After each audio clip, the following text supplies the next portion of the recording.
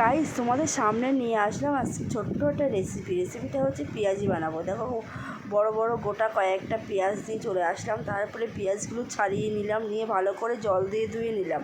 ধুয়ে নিয়ে ভালো করে কুচি কুচি করে কেটে নিয়ে এর মধ্যে লবণ দিয়ে ভালো করে পেঁয়াজগুলো একটু মাখিয়ে নেব। ভালো করে লবণ দিয়ে মাখিয়ে নেওয়ার পরে এর মধ্যে পরপর করে দিয়ে দেব যেই একটু হালকা লবণ দেব, তারপরে হালকা হলুদ দেব, তারপরে দেব হালকা চালের গুঁড়ো আর একটু কালো জিরে, সব দিয়ে ভালো করে ব্যাটারটা তৈরি করে নেব।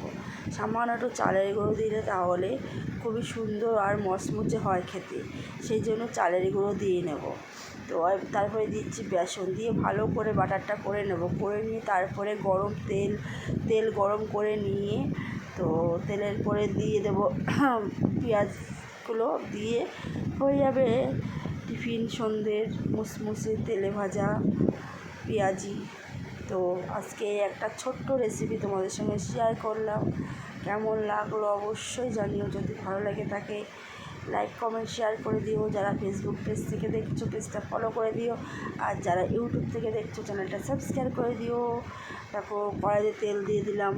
তো আমাদের কালো কড়াই, এর মধ্যে করলে সুবিধা হয়। দেখো একটু তেলটা গরম হয়ে গেছে, ওই জন্য হুটোপাটা করে হয়ে যাচ্ছিলো। তারপরে আবার একটু ধুমো উঠে গেছে, ব্লার হয়ে গেছে, তুমি দেখলে। তারপরে আবার ভাজা হলো, প্রথমবার ওরকম হলো, তারপরে আবার ভাজা হলো। ভেজে করে নিয়ে তোমাদের দেখালাম। দেখো গরম গরম মুচমুচে পেঁয়াজি তৈরি হয়ে গেল, স্যালাড দিয়ে সার্ভ করা হয়ে গেছে।